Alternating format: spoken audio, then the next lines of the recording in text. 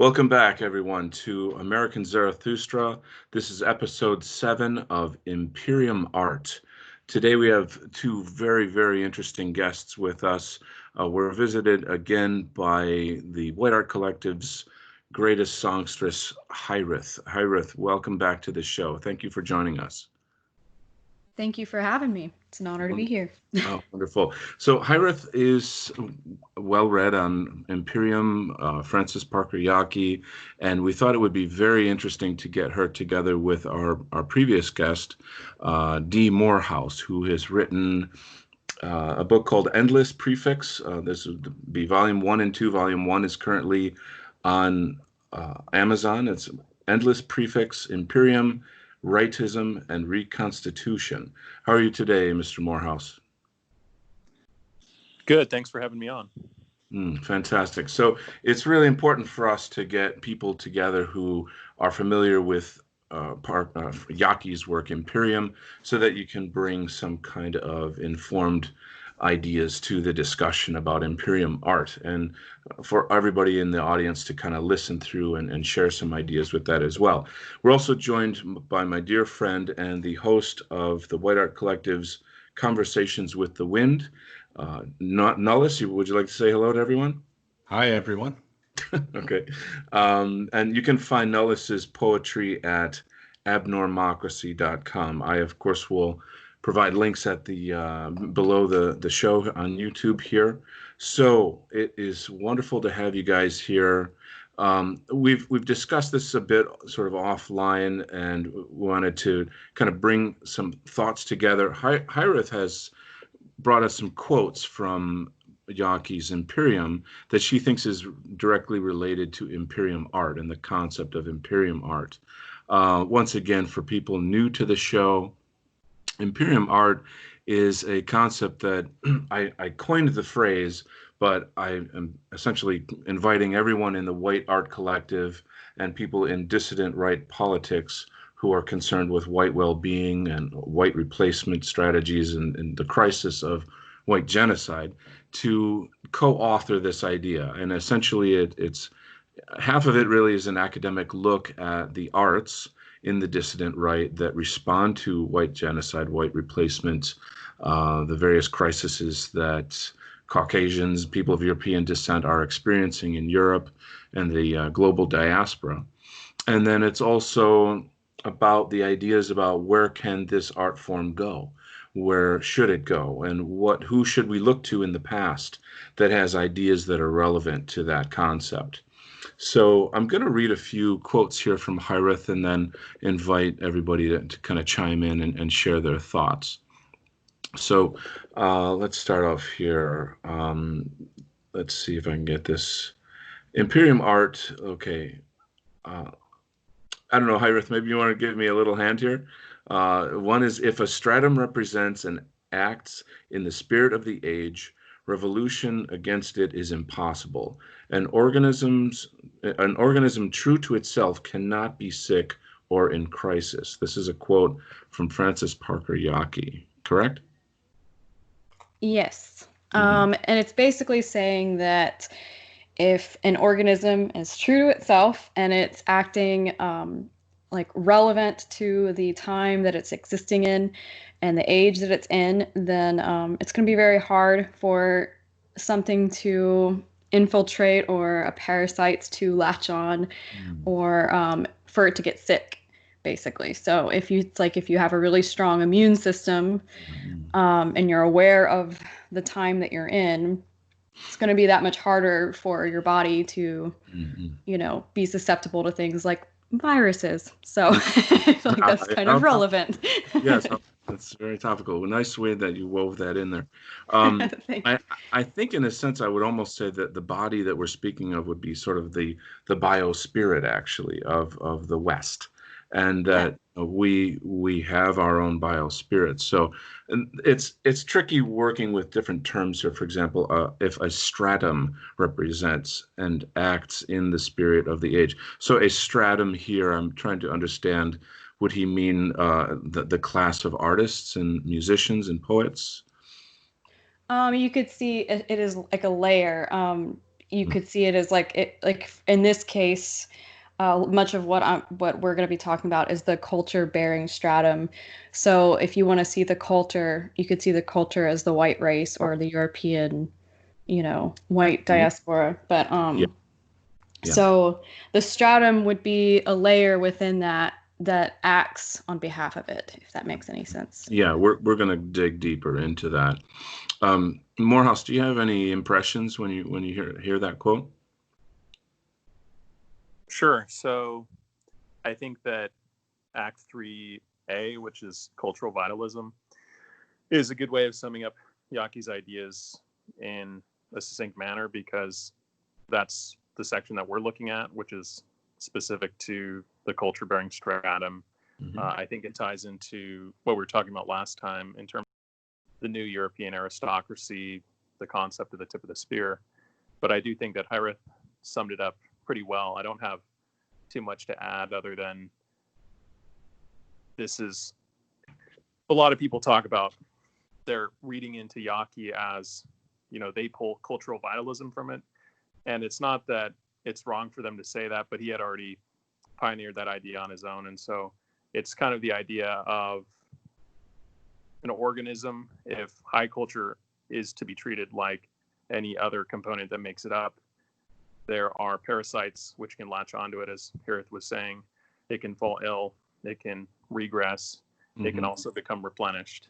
And so I don't really have too much to add on, but that's a key point that you're making there, simply about like people who are not from our biospirit pretending to be us, infiltrating our culture, our media, arts, news, politics, etc., and interjecting or injecting, I should say, poison, injecting demoralizing messages in subtle or great ways. There was a movie that just came out. The name is escaping me.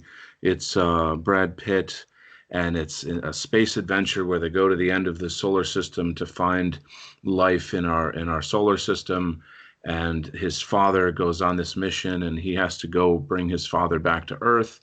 He basically gets to his father, who has killed the crew, and is basically crazy, and says, "We found out that we're alone in the universe." It's almost as if to say God is dead in some weird way, not in the Nietzschean way, and then saying, come back, and the father ends up killing himself.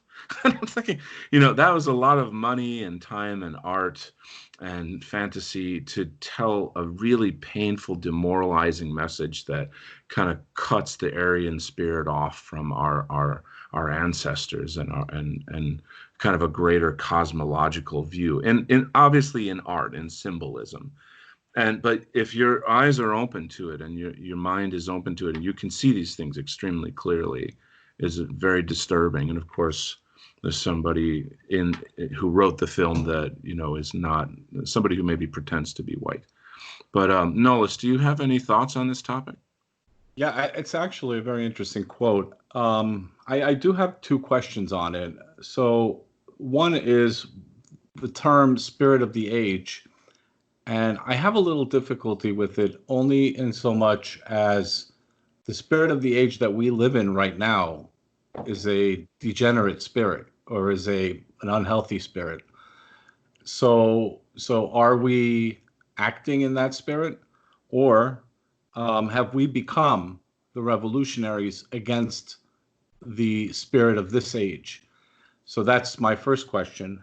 And then the second question is, how long? So when we're talking about time, because we're giving this some kind of a time frame, how long are we talking about? Are we talking about when this infiltration, or this virus has infiltrated basically the culture? When did this start? What's the proper diagnosis for that? Because those are my two questions on it. So if you can help me on that, I think that might provide some clarity. Hiraeth, do you have any thoughts on that? Well, I feel like the spirit of the age thing, Yockey kind of viewed time as like relevant. So like if you're if you're looking at things in the past, from our views, it's not going to be the same as people who experienced it during that time. And that's kind of how he saw things. And so from the way I interpret that, acting in the spirit of the age, I guess we would be the revolutionaries. Like we would be the ones that are thinking about the future and are compelled to be innovative in a way that brings that to life. It's like a propelling force, sort of. That's the way I look at it. I know when we look at the way things are around us, we see it as a decadent age, but I think it's just more about like in relation to the time you're in. It doesn't mean you're like, okay, there's decadence all in decay all around us, so we must embrace that, and that is gonna keep us from getting. I mean, it's already sick. You know what I mean? The culture is sick at the moment. So yeah, that is an interesting question, but I would chime in, and I mean, whose age? You know, I mean, this is if we look at it as our age, the birth of our movement, the age of white genocide, and those who are woke to it. That perhaps is putting some lines around it to define it a bit more. Nullus makes an excellent point. Just the other day, I was looking at basically a BBC documentary on the Pre-Raphaelites, a painting movement in England, and they kept talking about how rebellious they are and how they're breaking conventions and all. And I kept thinking, it's like that's such a modern lens on an older time, and it just pissed me off. I'm sorry. I just thought that's a really crass way of handling history. But yeah, I think that maybe we need to define the spirit of the age for ourselves. Because we certainly are not the degenerates. We're certainly the ones that are recognizing what our enemies are trying to do. And so I suppose this is going to have to maybe remain a little unclear for some time. I know, Moorehouse, did you want to comment a little bit on that?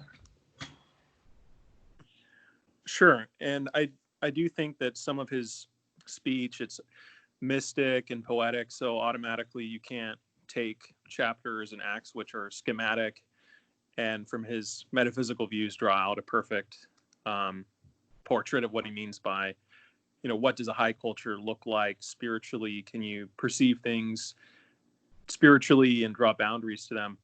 Although I do think it's a layered idea that can be explained better than the average person who's not familiar with Yockey jumping into his act on cultural vitalism. But Yockey did view Spengler in, some would say, an obsessive light. Not necessarily in a bad way, but some people view him as, he did refer to himself as the apostle of Spengler.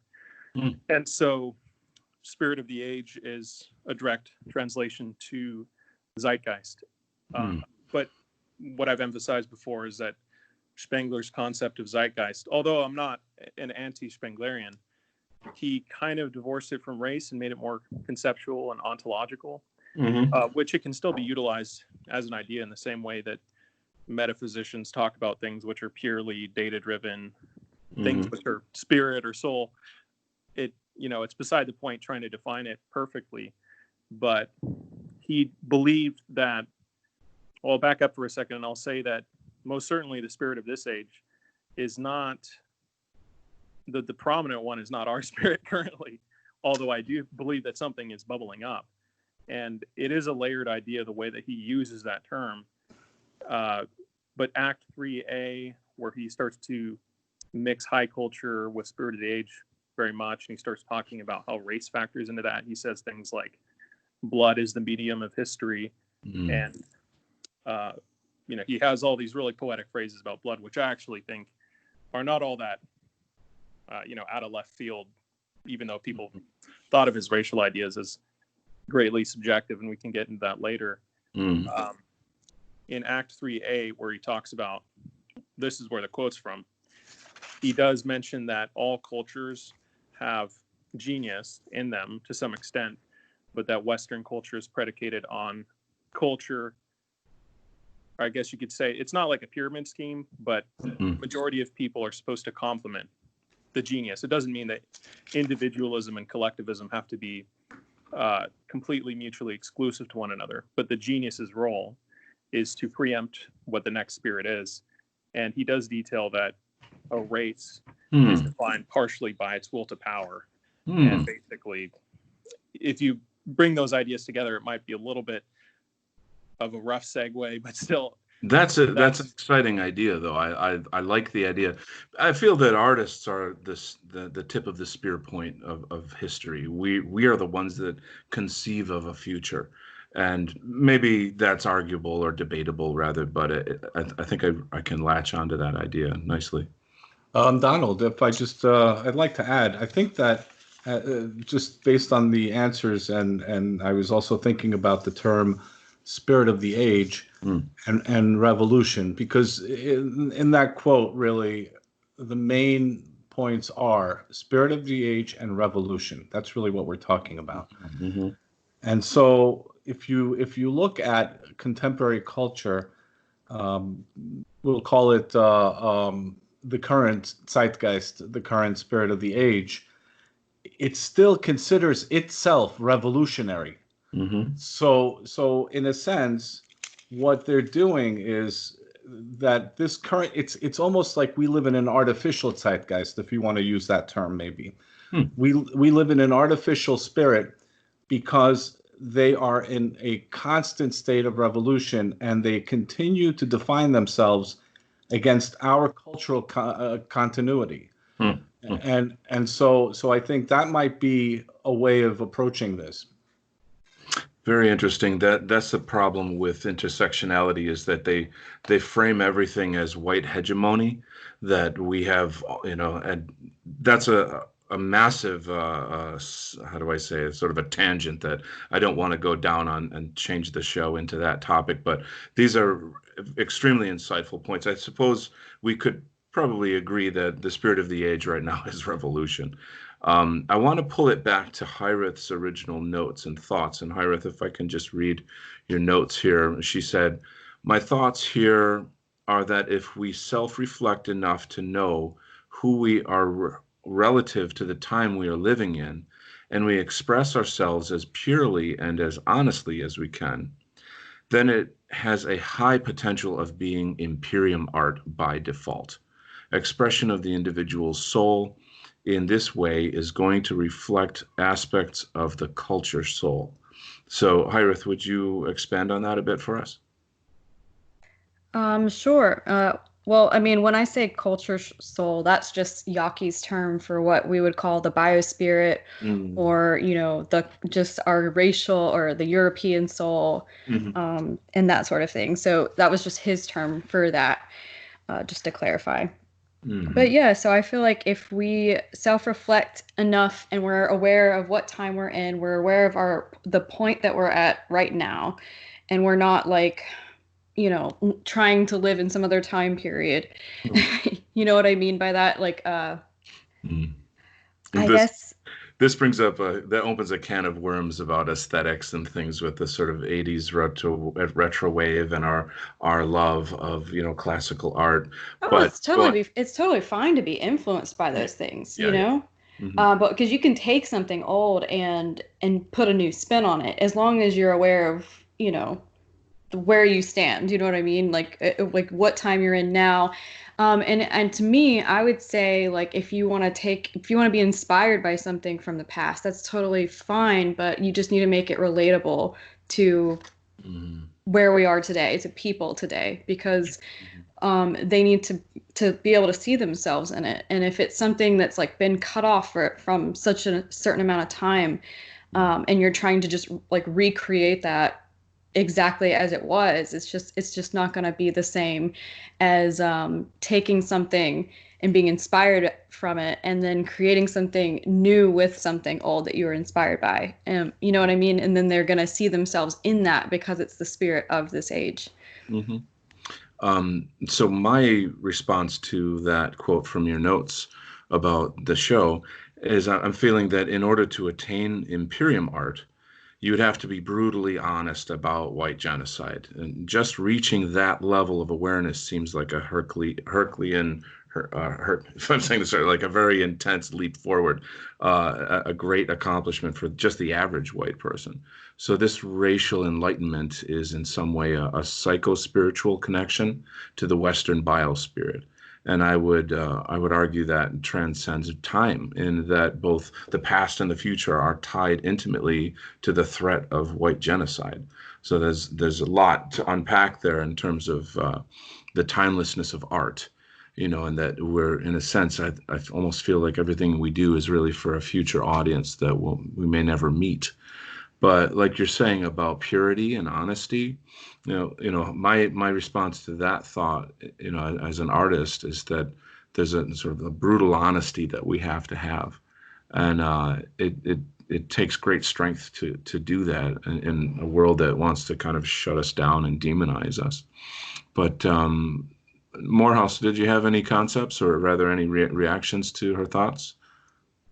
Sure. Yeah, I actually think that, although it might appear hard to tie some of these ideas together in terms of revolution, where we stand as somebody who's trying to evoke a true revolution against what he calls culture distorters, as well as where does art and tradition factor into this, European art being contemporarily viewed as impressionist. And it's not that I view impressionism as stodgy, but we're typically stereocast as stodgy. But there was a quote from Yockey, which actually might be from the same chapter which Hiraeth is quoting. I could be wrong about that, but it's almost right around the moment where you can find that passage where he says that tradition should not be conflated with being overly rigid, but it's basically what it is making sure that incident is reduced in the unfolding of a people's destiny.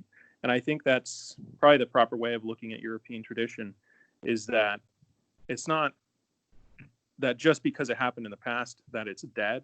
It's not that just because it happened in the past it's irrelevant, or that it can't happen again, or that that it's a recursion, that we're going back to that, because there's a lot of errant ideas that originate from that, not just the leftist assumptions, which I just mentioned, but you have strange, risque, third position right narratives which believe that because it's a recursion that we have to come up with an even further snuff ideology.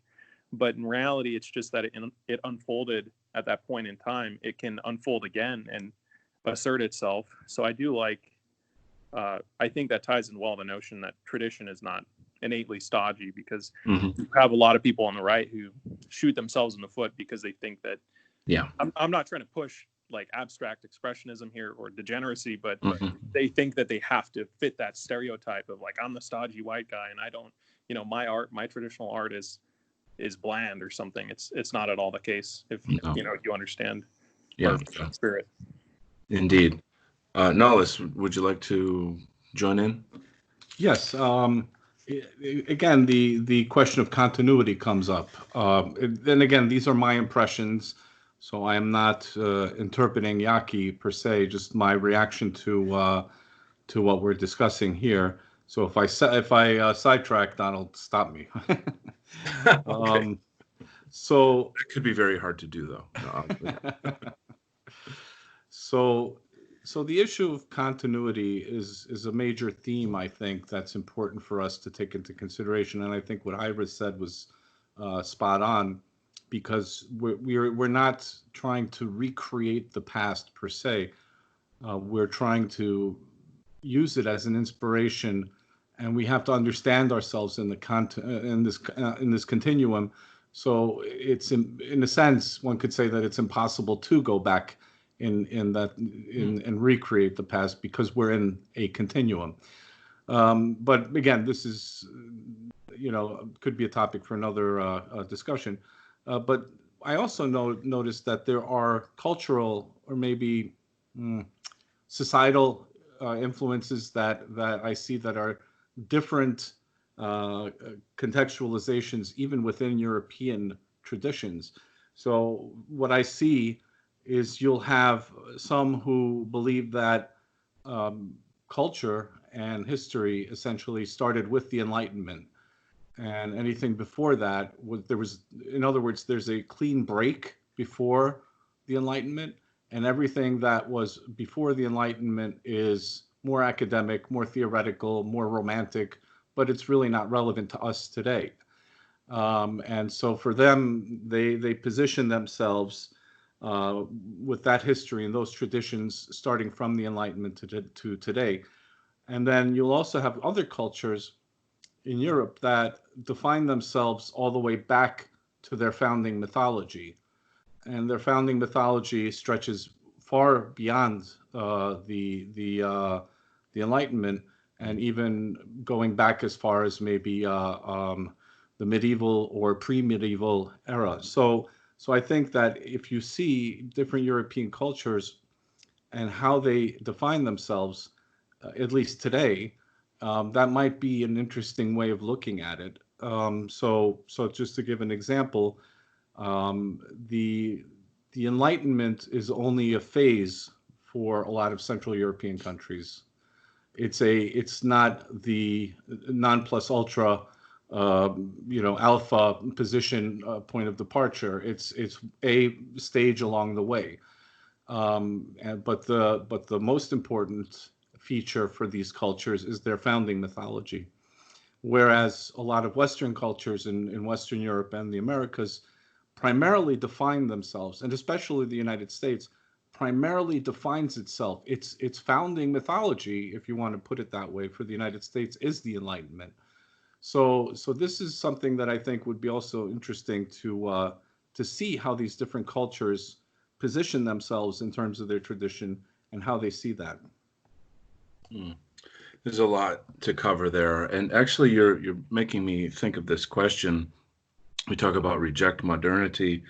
Well, should we return to tradition, or should we forge new traditions that are kind of aligned with the dissident right, with our current crisis, Imperium Art? That's a pretty massive, big question here. I think that we had this discussion a while ago, I think on Twitter, whereby you showed me a video of some women singing, I think, a Celtic song. And I said, when just singing our indigenous songs becomes an act of dissident art, then, we're really at war, So these are just some questions that are still kind of floating out there. And I guess it's really going to kind of come down to each artist to ground themselves in some kind of tradition. For example, Hiraeth uses some really interesting instruments. Well, what kind of instruments do you use, Hiraeth? Well, I use a guitar. That's not the interesting one. What's the other one? I have a bodhrán. I don't know. It's the Irish drum, and I never say it right because Jack White always gets on me for how I say it. But he said it's like bodhrán or something, but I say bodhrán. I don't even know. I said it so wrong. And then there's the Merlin, which is like it's designed after the mountain dulcimer, which from the Appalachian Mountains. There you go. So that has a beautiful sound. That reminds me a lot of Joni Mitchell's music. Like in my own art, I keep thinking, I'm going to do some painting and drawing, and then I'm going to put it in Photoshop, and then I stop and go, no, there's enough guys doing Photoshop out there, just do traditional materials. So like for me, that's kind of how I handle that particular question. But let's move on to Hiraeth's notes for this show. Go ahead. Can I interject really quick? Because I have something bookmarked that speaks directly to what they were both just talking about. Go for it. With tradition. And this is from Imperium, but it says, within this stratum, which is the culture-bearing stratum, there is a constant struggle between tradition and innovation. The strong, vital part naturally represents the new, forward development, affirming the next age. It is the function of tradition to assure continuity. Tradition is the memory of a superpersonal soul. It must see that the same creative spirit of the grand past is present at each innovation. So they work together, if that makes sense. Wow, thank you, Yockey. It's too bad he couldn't be here for this. All right, that was brilliant. That really capped it off nicely. So I'm going to continue reading your notes and we'll respond. So Hiraeth wrote, there is in all cultures, actually I think this part is a quote, but you can clarify that later. There is in all cultures a spiritual level of the entire population called the culture-bearing stratum. It is this articulation of culture populations alone, which makes the expression of a high culture possible. To it belong all the creators in the domains of religion, philosophy, science, music, literature, the arts of form, mathematics, politics, techniques, and war, as well as non-creators who fully understand and themselves experience the developments in this higher world, the appreciators. So, within itself, the culture-bearing stratum is articulated into creators and appreciators. I think probably there's more here, but I think maybe that was a lot right there. Maybe we can. Did you want to comment a little bit on that, Hiraeth, or should I ask the other folks here? Sure. Well, yeah. I mean, it's basically the will of the collective body, or if you're looking at culture, or you could look at it as the collective of the European peoples. And if you're looking at that as a collective body, this would be like the will and the soul of it, or the will that enacts I guess it would be the group within the body that enacts the will of that soul, if that makes sense. I have to say, I don't like to bring this up too often, but I think it's very relevant to a discussion like that. I lived in Asia for 5 years, studied Chinese culture a long time. The benefit of that knowledge to the dissident right and white well-being is to have something to compare to. We are so subjective within our culture and our history and even our language and religion that we need analogies, and by living in a culture as foreign and alien as Chinese culture, it's really allowed me to contrast Western culture and see our culture and this kind of culture bearing stratum very, very clearly. I can, you can sense it when you're in Asia. There's just a certain I don't know, it's a sort of an invisible kind of music that just permeates the air that everybody sort of swims in. Culture is the general word for it, but it's an understanding of all the ideas of the culture that form the identity, the spirit of it. And you see it in exquisitely decorated temples and various kind of holidays and theater events and all sorts of things. I think that Europe, I feel, has much more of that than, say, North America. I think North America, I feel, is more commercialized, and we've lost a great deal of those kind of traditional indigenous cultural manifestations. That's hard to explain this, but it's just interesting. I'm acutely aware of it as an artist, and I think other artists are. But this topic of the appreciators, meaning the audience, rather the general culture, we have some kind of a symbiotic relationship, and we're going to get into this a little bit more as I read your quotes and your messages here. But I wanted to see if Nullus had any thoughts on this before I move on. No, this was really well said. How about Mr. Moorehouse, Dr. Moorehouse? No, I think that was done very well, and that's probably a better passage in tying together all those different entities that he creates, or at least dog ears, high culture, spirit of the age, and so on. But I'm looking forward to the next. Okay, so I'll continue here. Again, I'm reading from Hiraeth's notes. It is in general the latter who transmit the great creations downward, insofar as this is possible, the latter being the appreciators. This process serves to recruit the higher material, wherever it appears, into the culture-bearing stratum. The culture-bearing stratum is a purely spiritual level of the populace of the culture. And that's page 260, toward the end of the articulation of a culture, Francis Parker Yockey. So my thoughts quickly, I tried to represent this in Imperium Art too. This is one of my paintings that I put out there. Imperium Art too has an image. I should say that it represents the arts and the sciences. I have kind of symbols in there. I entwine DNA strands within Romanesque pillars in a Romanesque building. Uh, Sometimes it's easier for me to represent ideas through images rather than words. That's part of being a visual artist. In the architecture and the symbols of the new Imperium man being born from the world in primordial waters. So, if people can see that artwork at any of my social media, you'll understand what I'm trying to talk about. Um, did Mr. Morehouse, did you want to comment a little bit, or should we move on? I think it's good to move on. Okay, okay. Hiraeth, any other key points on that one, or moving on? Hiraeth? Sorry, I Sorry. had to unmute. Well, I guess like you could see it as if you're looking at, our culture or our race as a collective body, then the creators, they're going to be the one to enact that, spiritual will. And then the appreciators are going to be like the nervous system, and they're going to carry it out. They're the ones that, to me, they're the few in the mass population. They're like the small group of people that like see something and they recognize themselves in it because they know who they are and they just get it. And it's like, and they're the ones that are going to carry out the message of the art or what's being created.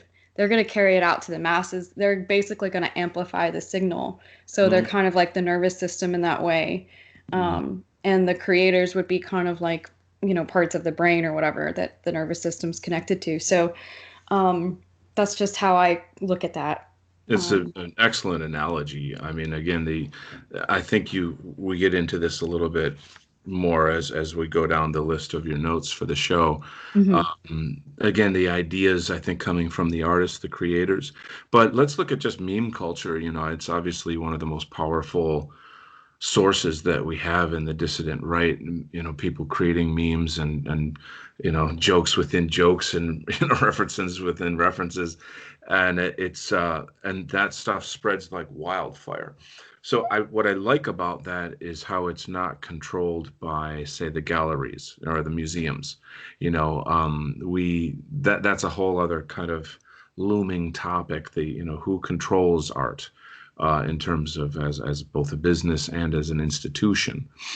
And I think this is another question that we've been wanting to talk about a little bit recently in the White Art Collective, is how can we make money from our art? How do we control this kind of stuff? But the audience, or the transmitters, if you will, they're vital. They're in a sense everything, because they're responding to, in a sense, a mirror. The art is some kind of a mirror, and they see themselves in it. It emboldens them. It connects them with both their past and a future vision that's stronger than the poison that we're being fed through our many sources of media. Well, let me read more of your notes here on this topic of Imperium Art. Oh, go ahead. Sorry. I was just going to say really quick that you could also apply this to even just YouTube content creators like yourself, Donald.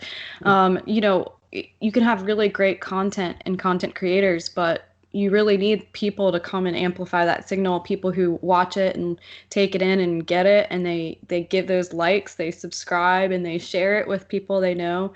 And that's what makes it all possible, So that's what spreads the message. It's I don't want to say bizarre, but it's kind of amazing to me how without the audience, artists would be in a vacuum. There would almost be no point in some weird way. I mean, artists kind of can't help themselves, but how do I say this? It's that nervous system that sends the message out to the body, the body politic, or the spiritual cultural body. They're the ones that are important. And even though they may feel like, hey, I'm just sharing a synthesized video or a Jack White video, or I'm joining Nullus's show every other Sunday on DLive, White Art Collective, they're becoming part of this kind of like energy center, with this profound energy that's kind of undulating and growing, and it's angry, and it's loving, and it's, you know, creative, and it's humorous. It's got all these aspects of the human experience of what we are experiencing through these times and the spirit of the age. So yeah, the people listening to this, it's up to them. If they don't pass the torch on or share it on to their networks and kind of grow that spirit, then the body in a sense is kind of half alive, you know, I would say. So being an appreciator is as important as being an artist, I would argue. Donald, if I can interject quickly. I was hoping you would. So this is interesting. This quote here: the culture-bearing stratum is a purely spiritual level of the populace of the culture, and this ties into this concept, at least from my perspective on Imperium Art, where I consider an element of Imperium Art to be this existential locus, this place where we meet. And where we share experiences, where we share our respective traditions and cultures and understanding of the world with each other to help each other grow. So I think that this is a very interesting way of helping maybe us define this aspect of Imperium Art. Yeah, it's essential. Mr. Moorehouse, do you have any impressions? Sure. I mean, when I'm thinking about art, and by the way, earlier I was a little hard to follow up, you know, rising from primordial waters. I was like, yeah, I spaced out for a second. It was so enchanting. I'm like, sure, yeah, let's go on to the next thing. I have that effect on people. I'm sorry. And, but this might be a little bit of a break from form, and we can return to the notes, but although I have my arcane ramblings from time to time and some, you know, arcane writing, or at least, you know, attempt to condense that into a way that's digestible on art, I do think that the question of how to win this battle, which it's, you know, I was talking to Hiraeth about this before, it's largely a psychological battle, psychological warfare, really, that's being waged by artwork, as you were saying as well. It's just like nonstop demoralizing images, the most insane, you know, just crazy stuff that, some of which, you know, it's the type of stuff you find on the internet. It's, you know, it would be considered crass to mention, but it's just insane the lengths to which the enemy, the culture distorters, are willing to go to. It's just, it's wild. And I guess I don't really have a tactical statement at this point in time other than to not despair and not fall into despair, because I think that the psychological warfare element of art, which we are experiencing and trying to respond to in our own way, it's like the people that we're going against are master gaslighters. They're just, you know, when you see media and you ask yourself, well, how in the hell could they publish that? Like, that's insane. That's so wrong. The answer is that they know that it's wrong. It's not even just that they're trying to direct that at their group. You know, it may be many different tribes or one particular tribe, but it's not even so much that it's just a battle cry or top-down command, but it's also to get inside your head, and it's directed at you to make you be like, what the hell, what's going on? Why are they saying this? And I mean, that's really what I was thinking about. Speaking of strategies, I think I will offer a strategy, and that is that when you're submerged in the toxicity of the culture distorters, media, whatever that be, if it's just, you know, negative articles in the news or that, like that Brad Pitt film I told you about, and etc. Come to the White Art Collective. Join our community. Watch our shows on Friday, Saturday, Sundays. Join our social media. Follow the musicians. Follow Nullus's poetry show. This is extremely wonderful content that it's home. It's like coming home. Our part of the, how do I say, divide and conquer has been used on us very effectively. And people are so lost in the wilderness of the degenerate art and entertainment that's out there, they don't even know the White Art Collective exists. And so, again, I'm calling on people to share this information, to get it out there, be responsible. Don't just complain all the time, about what's going on. Sharing our art and bringing people into the White Art Collective, into this culture, into this movement is activism. It is change, one at a time, one person at a time. So I'm telling you, the energy and love and joy and kind of healing, I suppose. I don't like to use that word since the left use it so much, but that you really do feel by being part of the White Art Collective community. It's priceless. It really, really is, and we are growing rapidly. So, but if everybody listening could maybe play some role in that, that would help. That would help us a lot. Anybody want to chime in before I continue? I just want to say that, cultural distortion, echo, and culture retardation, they go hand in hand. So, yeah, that's my comment. Very, very well done. Yeah. Okay, so let me read here a bit. If I've covered some of your points, Hiraeth, already, you can just stop me or you can correct me. But I'm reading from your notes on this topic. So when applying this to art, we need artists who can purely express aspects of the will of our collective soul. They do this by having a strong sense of group identity as well as self-awareness on an individual level. But it is equally important to have people that, quote, get it and recognize themselves in that art or our art. The appreciators will amplify the power or signal of that creation and make it easier for others to understand and relate to it. My immediate response to that is the sort of, how do I put this? People look to each other for social cues to, like, is this okay? Is this cool? Can I openly like the White Art Collective, and not lose my job or be disowned by my family or called a Nazi or these ridiculous things. So the appreciators, they amplify the signal by spreading this out and celebrating the art, enjoying the art, having fun with it.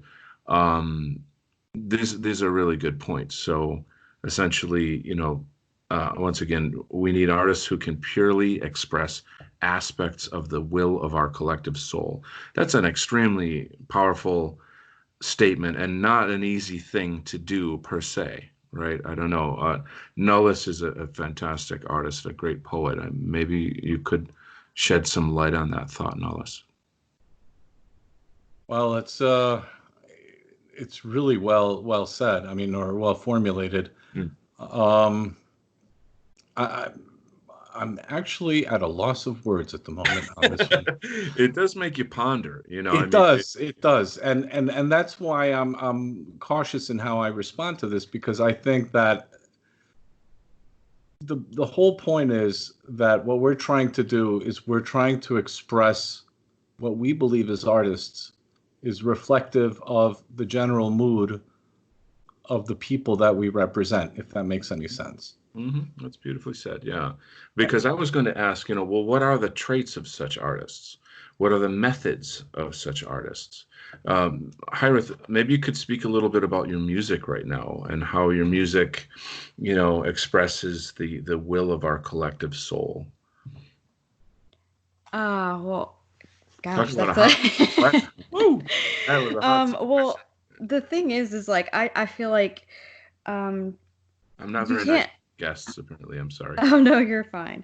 I mean, I wouldn't be like, oh well, I am clearly an Imperium artist, like that's not really how I see it. And I actually have a quote right here handy, because I'm a nerd.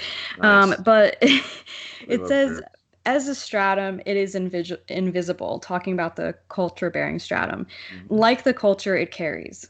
And because it is a purely psychic stratum, it can be given no material description to satisfy the intellectuals. And Yockey he didn't see things as like materialistic. So when you look at things and you're trying to clearly define it in this like compartmentalized way that you would with the mindset that we have today because of like capitalism and consumerism and materialism, it's quite different from what he was meaning from these things. So I feel like it's something that's organic and it's just going to happen. And if you know, like I said, if you're self-reflective and you know who you are and you can kind of effectively express your own individual soul, it's going to reflect an aspect of this collective soul. And that's the way I see it. I don't know if my music does that or not. I just do whatever I just express myself how I can. So that's the only answer I have for that. I would say it's actually crippling to your creativity if you think too much about it. You just simply have to be it. You know, you have to emote it. Yeah, definitely. I would say, just for myself, from an academic sense, as an art teacher, for example, I would like to kind of have some answer to this, like what are the traits of an artist who can purely express aspects of the will of our collective soul? It's a profound question. Donald, if I could just add to that, the problem I think we face today is that a lot of people are subconsciously aware that something is wrong, but they can't formulate it. And so for us, it's very difficult to express this to those people who don't get it. In other words, they might feel something is wrong, but it goes against the conditioning that they received their whole lives. And so this is the challenge that we face as artists, at least for the message that we want to represent. And so our goal is using those who get it, as Hiraeth accurately put it, to help us formulate it, but not also formulate it, but also explain it to other people. And I think that's also an important component here, because when we're talking about aspects of the will of our collective soul, I think that there is a collective soul. There is a desire among pretty much everybody in our sphere and outside of our sphere who might not be aware of it, but they know something is wrong. So I think that there is a collective soul, but right now, as with almost everything else, we are in a I don't want to say the word sick. We're in a like a delirium, sort of a delirium, like just intoxicated with all the degeneracy. We're kind of half awake, we're confused, we're dissipated. A delirium, delirium is a good word. It's also the mass effect of brainwashing, and also we have to take into consideration the vast amount of information that we're flooded with on a regular basis nowadays. It's not like it used to be 20, 30 years ago. So that's another component. So technology also plays a significant factor in this. And obviously, those in control of the technology are the ones that are inundating us with information that's, for us, either superfluous or actually negative. Or subversive. Very much so. Let me respond quickly to that, and then I want to ask Mr. Moorehouse to chime in. The arts have a way of making you experience knowledge and information more so than, like, if I were to just explain something to you. You internalize it, you feel it, it becomes part of you in some other way. Whereas we now live in an information culture where it's just data, chugging through our brains 24/7, and who knows if we're even really tuned in, and we know that so much of it's garbage and fake news or this and that. So the arts, I think, are far more powerful than say journalism in this regard. But Mr. Moorehouse, would you enlighten us a little bit? I'll try. But no, I had some brief ideas that are a little bit more to the effect of what you yourself were talking about when you mentioned that you can kind of destroy the artistic process if you attempt to make the design itself, you're over articulating and overthinking, making it political, or there's some phrases, sayings about that I can't recall at this moment, but about the what was it? It's like good stories can make political commentary, but political commentary typically doesn't make good stories. So that's somewhat like writing advice. But one thing that I've noticed, which is manifesting itself in the modern right, in the modern white advocacy sphere, which it's hard to gauge how successful this is in comparison to older generations, although I do believe it's picking up more speed. It's just that you don't really get to see that in the media because they don't want to show what's really happening. And that's the reason why they throttle people's numbers on social media down, even though they're getting a ton of views, they're growing very quickly. Irrespective to that, I would say what's made the modern right, I don't want to use the word right because that's incorrect. In many ways, the right is weak, but I would say that white advocacy is strong, or white consciousness is growing, is that if you take the average white kid, just a kid in general, but average flyover youth, and you give him these memes on the internet and just little snide jokes out there, it kind of speaks to him without having to articulate that the system is anti-white or that he should be moralized. He just kind of automatically thinks these things are funny because it contains truth in them. And that's a sign of consciousness rising. Whereas if you look at the generation 1.0 guys, everything was, not everything, but very much of it was so overtly about political commentary and, goose stepping down the street. And like, you had to, you had to wear these, uniforms and avow certain organizations, which were basically criminal, which, you do have to be pretty brave to do that. But at the same time, it's not really so arousing to everybody around you in the proper sense. But I do think that good art that moralizes a people, it doesn't have to shout that it's moralized. It doesn't have to shout like I'm art, I'm moralized. Yeah, it's almost more like a propaganda than art in some sense, if it's doing that. Sure. Nicely said. Let me continue a little bit more with Hiraeth's notes on this topic, and then we'll respond. Here, I believe she's quoting Yockey.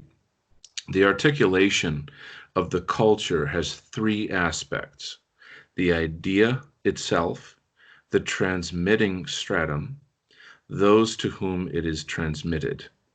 They, the latter, those to whom it's transmitted, are the body of the culture vis-a-vis the culture-bearing stratum as its brain and the idea as its soul. This is chapter 2, the articulation of a culture, paragraph starting with the latter compromise the vast numbers. So she wrote, I only added this quote in because it ties into the definition and role of the culture-bearing stratum. It further illustrates the idea of a culture being viewed as a living organism and what that means on a more basic level. So just to break that down, simplify it a little bit. So we have three aspects of culture: the idea, the transmitting stratum, and those who it transmits to. So this is just a basic kind of structure of looking at things. So for me, though, I just am going to share my thoughts quickly here. If culture is a living organism, the culture-bearing stratum is the brain and the idea is the soul, I feel we should focus on the idea as the source of inspiration in our art. We understand the delivery mechanisms, the appreciators of art, how they spread our arts, etc. But as artists, and specifically in this thing we call Imperium Art, it seems to me very critical that we're focusing on the idea. What is it that we're saying? And that, I guess, kind of echoes back to this idea of the soul, this BioSpirit or soul, the white soul, the European soul that we're trying to get across. Also that it's vital that we identify and destroy the foreign ideas that have been planted in our culture-bearing stratum, that sicken us, that isolate us from ourselves, that cut off our history, that create self-doubt, self-hatred, all these kinds of things. So I suppose this is just a different way of phrasing things. Hiraeth, do you want to expand on this a little bit, please? Sure. Well, I'm thinking about it first, actually. Mm. Well, I'm thinking about what you guys were saying before as well. And that's what I think that's why relatability is so important in art and music, because it can make people feel something where they might not be awake. Like they're not going to be, into revisionist history. They're not going to be, Yeah. they might not be red pilled at all. They might not be aware of anything. Yeah. But like Nullus was saying, they know something's wrong deep down. They just know something's not right. They're not sure what's wrong. They just know what all the news is like spewing at them 24/7. And it's kind of like cringy to them. They're just like, I don't like this. Sure. And so they know something's wrong with society and they just don't know what it is. And they're not really the type of person to go and dig, and really go down those rabbit holes.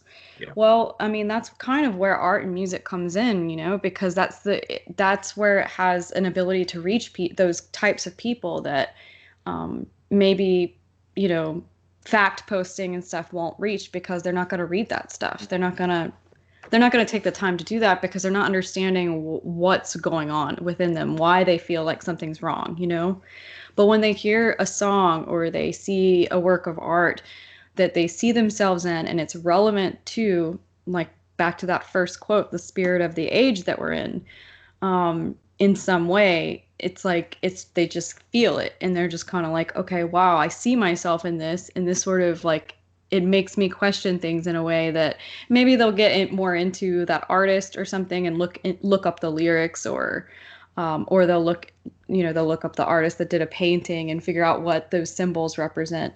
And then maybe they will start going down those rabbit holes. But it's like a whole different entryway into discovering the truth about where we're at, than where a lot of us started at, if that makes sense. So I really appreciate your point. That this kind of echoes the old debate: facts don't care about your feelings versus feelings don't care about your facts. And right. the first one was from a quote from Ben Shapiro, the second from Richard Spencer. And they're both true, right, in some regard. But the problem I think we've discovered is that most people don't. There's a lot of low and medium IQ people who, are more socially conditioned to not search the facts and learn about their history and what's happening, white genocide, etc.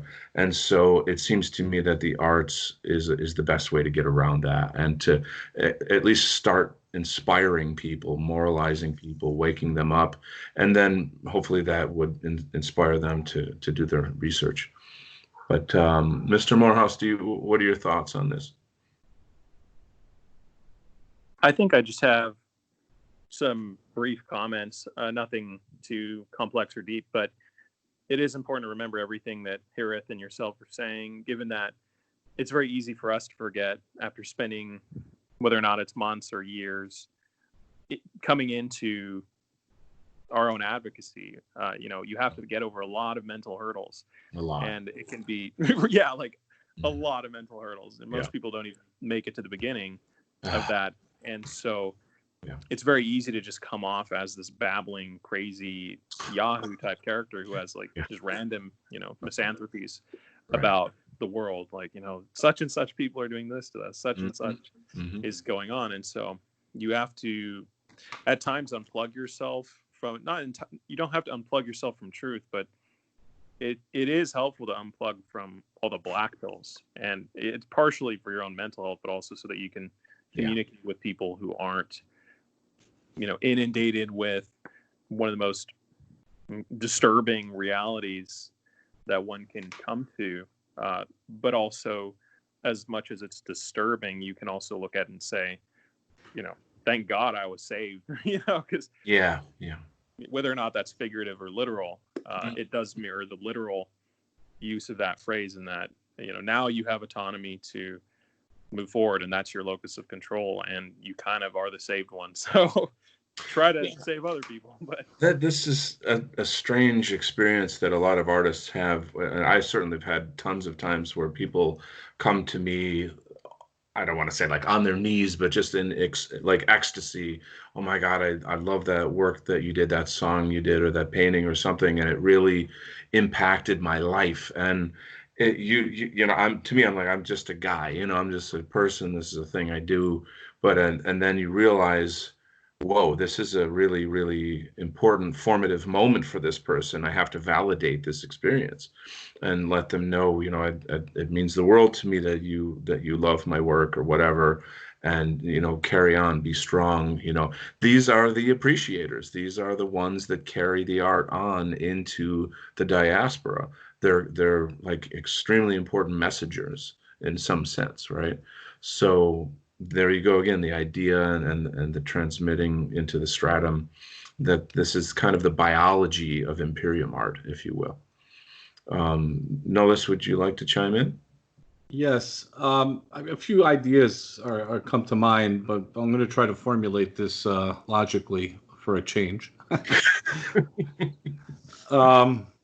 So there's a lot of people out there that are either too busy with their own lives, they have families, they have jobs, they're limited in their ability to spend too much time diving deep into any one of these topics.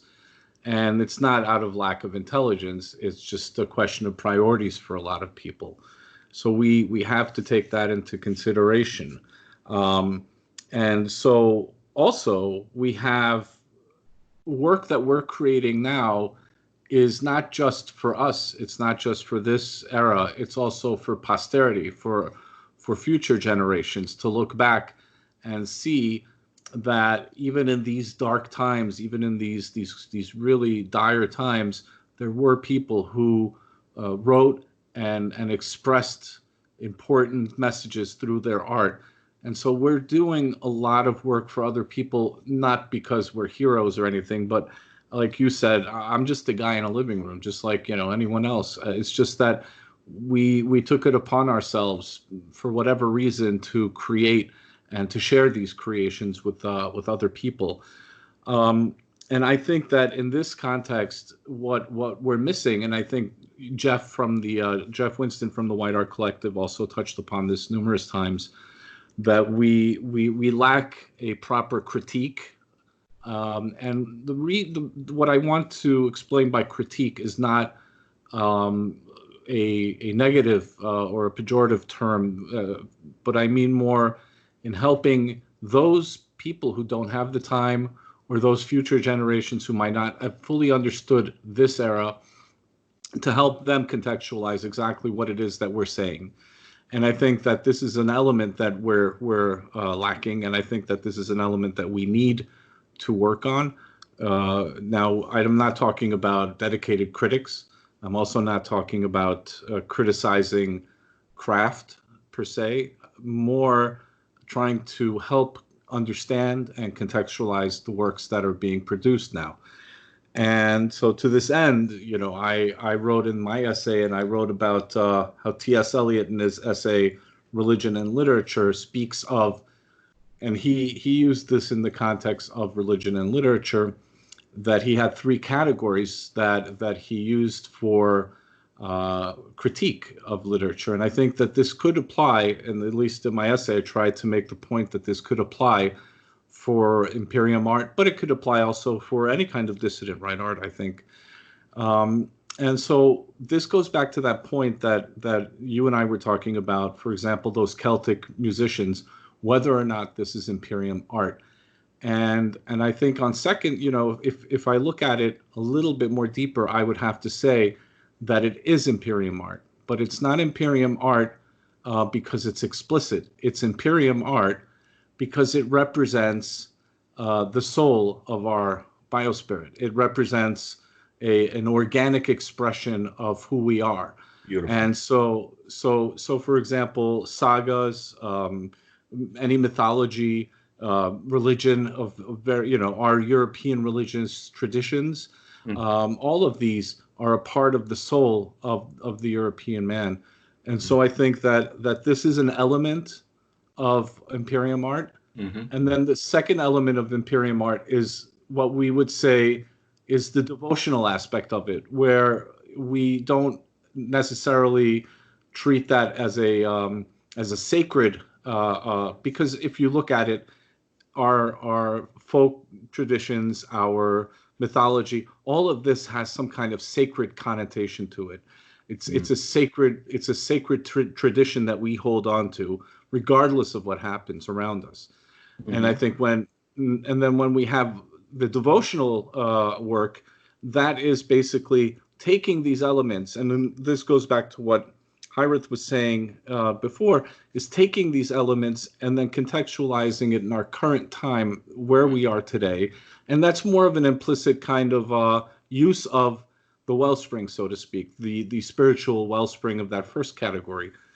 And then, of course, you have that third category, which is the more explicit expression of what we're saying here in this Imperium Art, which is basically the propaganda.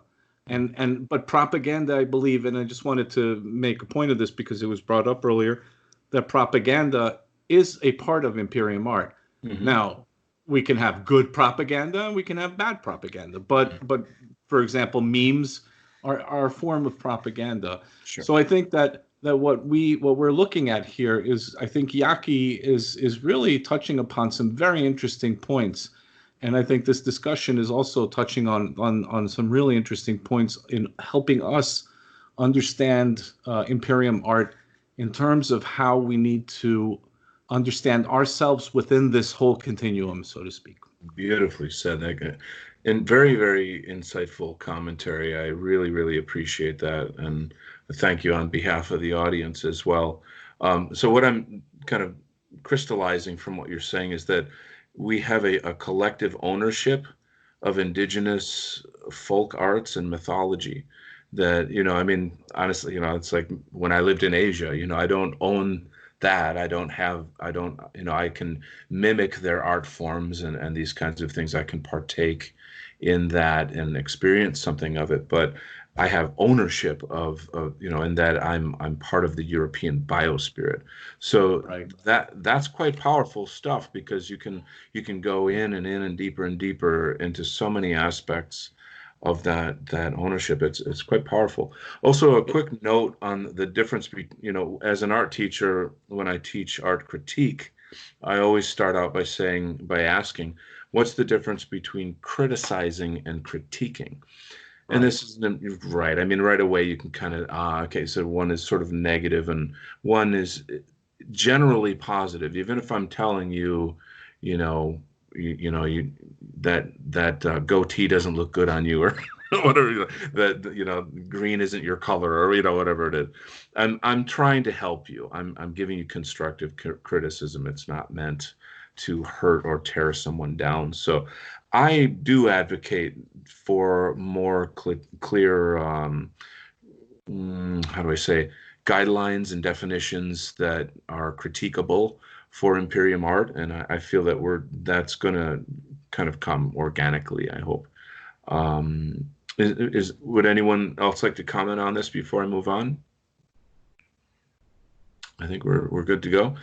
Okay, so I'll continue reading Hiraeth's notes and quotes from Francis Parker Yockey, Imperium. The populations are stratified and specialized, and the human beings live out their lives and destinies in a way entirely subordinate to the higher organism. The latter compels these humans with ideas. Only a small spiritual stratum of each human population is adapted to this kind of compulsion, but those who belong to it remain in the service of the idea once it is felt. They will live and die for it, and in the process they determine the destinies of the population whence they spring. Page 4950. Wow. So this is in continuation of what we were speaking about before, the idea itself, the transmitting stratum, and those whom it is transmitted to, the ideas. So I think this is really saying something about what I would call the artist class, maybe. I don't know if that's the right term to use, the creator class. So, Hiraeth, why don't you let us know, like, why did you want to bring that into this conversation? What was it about that you found significant?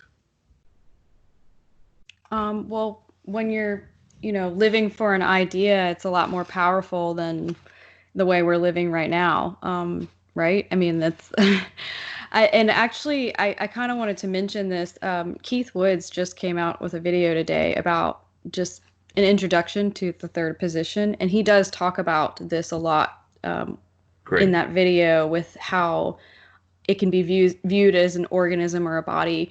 And it is about fighting and living for an idea and a higher purpose, collectively speaking. And each individual wants to serve that purpose. And it doesn't mean that it strips you of your individual identity at all. Like, you can still be an individual and still serve this higher purpose at the same time, but you work harmoniously together to make this higher purpose, a thing. So, I mean, and look it up. We'll check it out for sure. yeah, it's a great video. And I mean, I guess I'll just go with my notes that I had made on this one, which what I said in the notes was, once you see the truth for what it is, you can't go back to the way things were before. Putting out art that goes against the mainstream current isn't going to be popular. It's not going to make money. And it can actually be quite dangerous, considering the fact that this is a psychological war we are in, and the powers that be naturally don't want to be dethroned. They don't want their message to be, diluted in any way, which their message is pretty much an anti-message. It's like a destructive message. And we carry this out because our collective culture soul, or BioSpirit, it wills us to. So as individual parts of the whole, we recognize that, and we are compelled to carry out that will in any way that we can. And so that applies to the artists, content creators, people who put stuff out on YouTube, and the appreciators, the people who give it the thumbs up and spread the word. And then you have like your, the masses, which would be more of like the receivers of the appreciators and everything else. So that, I mean, they're just as much of a part of this as everybody else is. So everybody has their role. And yeah, it's about serving a higher purpose in the long run, one that represents us as a people. And that's okay, Indeed. Mr. Moorehouse, do you have any impressions on that? Sure, and I'll try and keep this succinct, but there might be some pregnant pauses here. There might be a little bit of storytelling. Okay. And I think that, so what that evokes in my mind first is, I think all of us here have a very good understanding of the different components in Yockey's worldview, as well as we feel impelled to accept those things. And so I'm going to try and, I don't want to have too much of a conversation. I don't want to interrupt it too much here. But if you notice, along the thread of purpose, you could break this down into art as well. There's something that I experienced in my awakening, which part of it's due to my family being, generous enough to take me to Europe and give me experiences firsthand, seeing cathedrals that are people built and amazing paintings, and seeing your homeland, basically, that you feel that you have spiritual roots in. Yeah. And I think that it's really hard for, like, Americans know when something is big and grand in the maximalist sense of the word, but they don't understand purpose as much. And it's something that's, I don't have the words to describe it perfectly here, but it's kind of like we live in this single service world where everything's made to be consumed and then thrown away, or it's made to just be there. It's just made to be made. You're commodifying commodity at a certain point. Whoa. And there's something that I feel about, and unfortunately, this might not come across as dramatic as it has to, but there's something that I feel about European way of design, the European valuation that actually has to do with true substance in something, because it's not that other cultures don't have substance, but you look at one culture and they might value novelty more. You look at another and they might value ornamentation more. But I think that, yeah, and there's something about ornamentation and novelty that plays into European art and European crafts without it being decorative exclusively. Everything has a purpose. And I don't know really how to put that into words, but it's kind of like you have a drink at home and it's wine from a vineyard in America in Napa Valley or something, and it tastes good, and you don't really know what amazing is like, though. You go to Europe and then you have wine that came from the soil that for thousands of years your people have lived on and died fighting on, and right. I don't, it's just like you don't know what excellence is until you actually have it. Wow. I'll let everybody else try and decipher the rambling there. But I really want a glass of wine right now. This is killing me. Me too. That's something. I get the spirit that you're trying to convey here, though. Nullus, would you like to respond?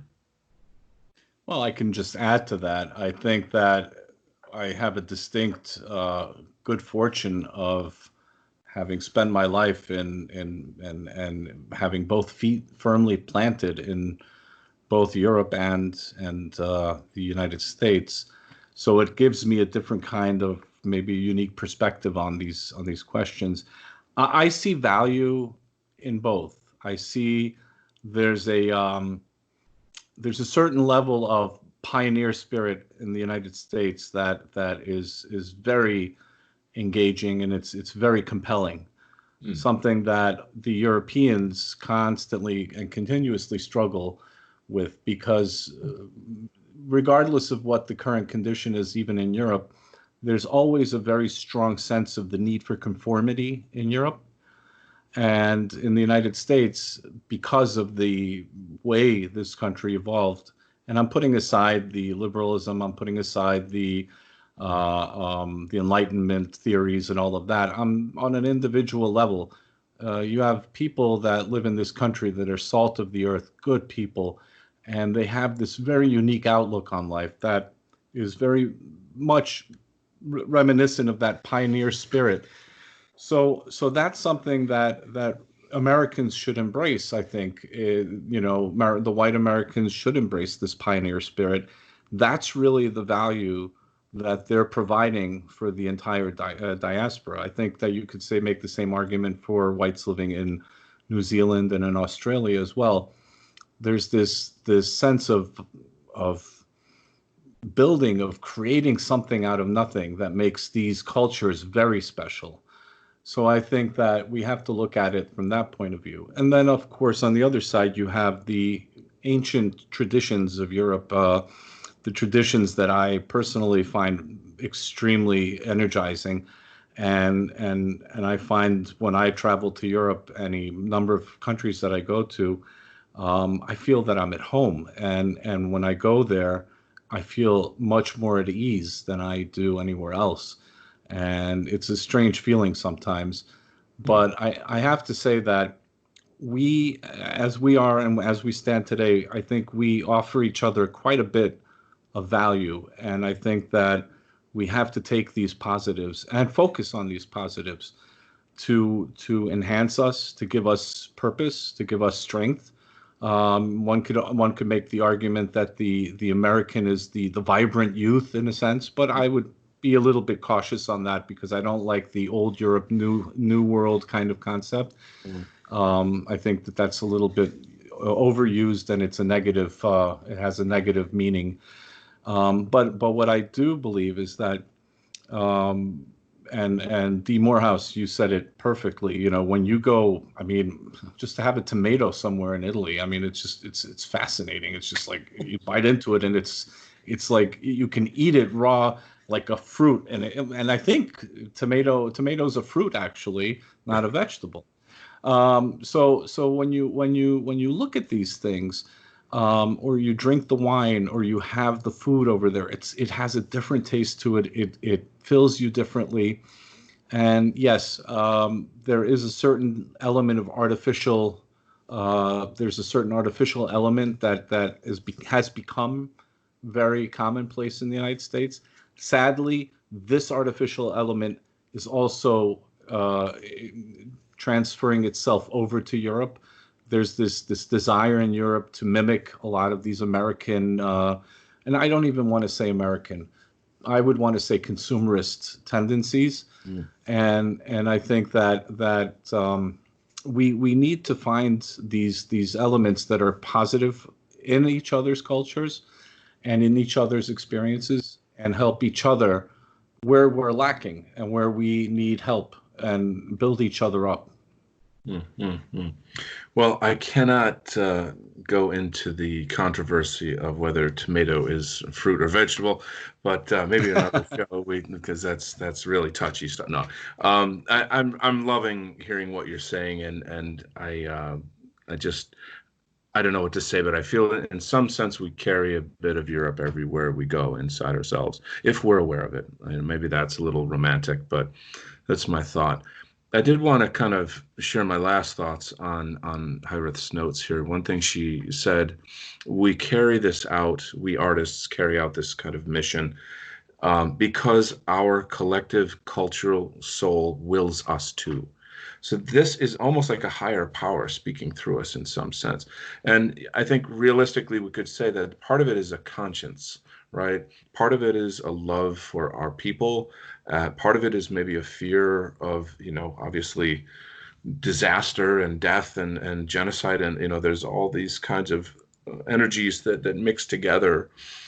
But there is some deep inner voice that that wills us to do this. We're almost, that's kind of the metaphysical side of the arts. And it's certainly, I think these conversations are really putting a spotlight on Imperium Art as a kind of biospirit, a Western biospirit. In a sense, it's the culmination of that spirit into a voice that's telling us, make art, moralize our people, bring the family back together, save our people and our lands and our future.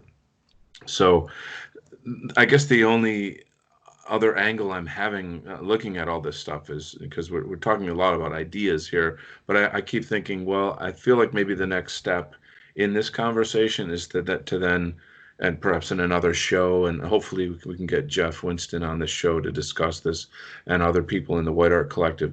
That's the question of, in real life, how do we fund the arts? Should we create our own galleries and museums? Should we go into the current art world and try to get funding for the arts and grants and exhibitions? And, this is perhaps the next big question, is how to take our work to a much grander level. So is there anything else anybody would like to cap it off with here? If I could just add something, I think that with what Nullus was saying about like the negative elements from America that are seeping into Europe, I would say that's more reflective of the sickness rather than the actual culture soul, like he was saying with materialism and stuff. And then if it's all right, I would like to just read the definition that I came up with based on all of the episodes I've listened to on Imperium Art. Thank you. Absolutely. And what I came up with for a good way to define what it is a cultural alliance between all participating Europeans on a global scale to collectively amplify our signal, reignite our will to survive, and reestablish our sense of self on multiple levels. Beautiful. This is something that I think we can codify in some sense, that I would like to take that quote and kind of bring it into the literature that we're sort of creating on this. We're, of course, Nullus and I are working on a book, and we have some people contributing essays to that as well. And I think I would love to have that quote in the book, if with your permission. Yeah, of course. Beautiful, beautiful. Well, it has been an exquisite pleasure to have you on the show, and also D. Moorehouse. Thank you for sharing your insights and impressions. You've got 2 books coming out on your understanding of Francis Parker Yockey. Again, I'll have the links below.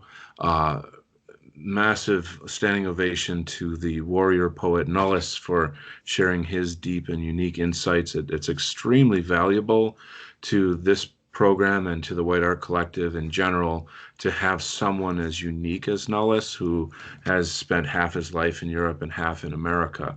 What a profound perspective he can bring to all of us in connecting those things. So thank you very much, everyone, for joining us today and giving us your time. Please do leave comments below. We'd like to engage in conversation and keep the ball rolling. And above all else, please do share this video with your networks. Thank you so much for joining us today. Take care.